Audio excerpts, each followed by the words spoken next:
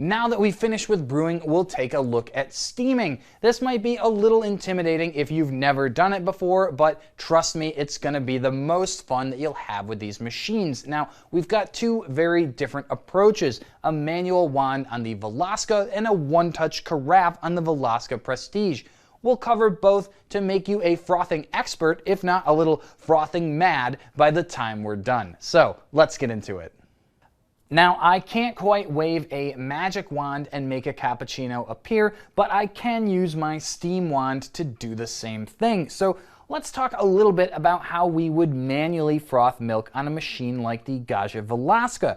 A couple of tips first though. It's always important to make sure that you have an appropriately sized pitcher for the drink that you're going to be making. So if you're going to use, say, 6 to 8 ounces of milk, you'd want a 10 to 12 ounce frothing pitcher. If you have a larger pitcher, it can be really difficult to find a good position, say, on the wand to actually get that milk frothed. So having the appropriately sized pitcher is my first tip to making sure that you're going to be successful when you're frothing your milk. So we'll fill up our pitcher and then we'll hit our next key step. So these machines have steam circuits that run all the way to the boiler, and you can get some water that condenses inside this wand that we want to purge out before we start frothing. So that's why I have this second pitcher here actually, not because I need an extra large latte, and we'll go ahead and press the steam button. Now we have a thermometer on screen letting us know that the machine is heating to steam temperature. And on Gaggia's machines, there is a telltale sort of rhythmic thunk that you'll hear when the machine is about ready to start dispensing steam.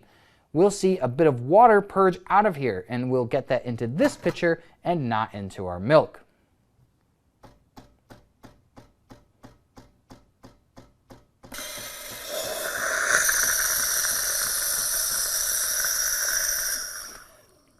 And by pressing the aroma strength button, we are able to stop frothing. That's going to come in handy because we're about to do that again. Now, just a quick overview of the Panarello wand.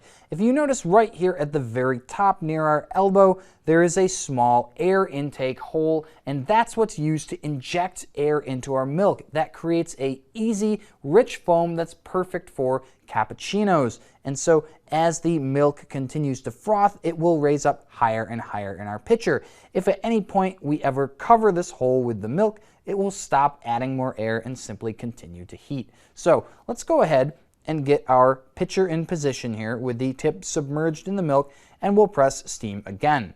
There will be a much reduced wait time since the boiler is extra hot from already steaming.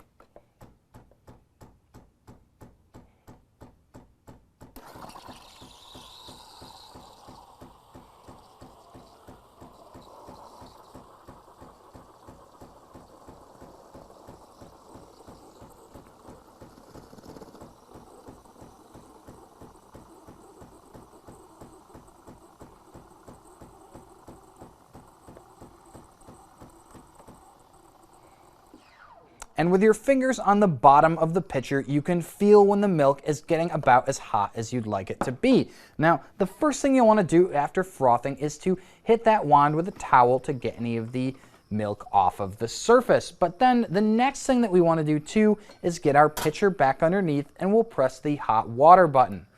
This will let us purge any of the additional milk out of the inside of this tube and some of the extra hot water from the boiler.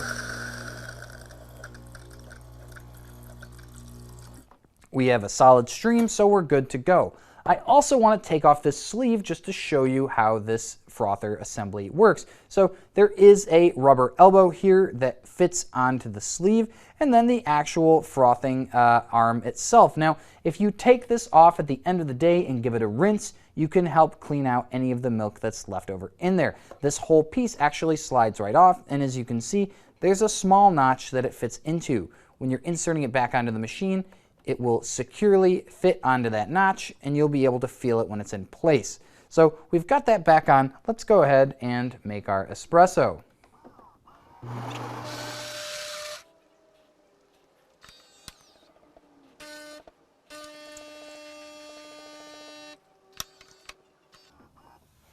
Now with the Panarello, it can be trickier to get extra tight foam safe for something like latte art. So what we can do though is give the pitcher a bit of a knock to get any of the bigger bubbles out.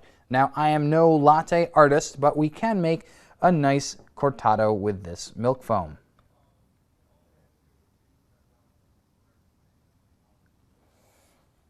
And with that, we have our perfectly frothed Cafe Cortado on the Gaggia Velasca.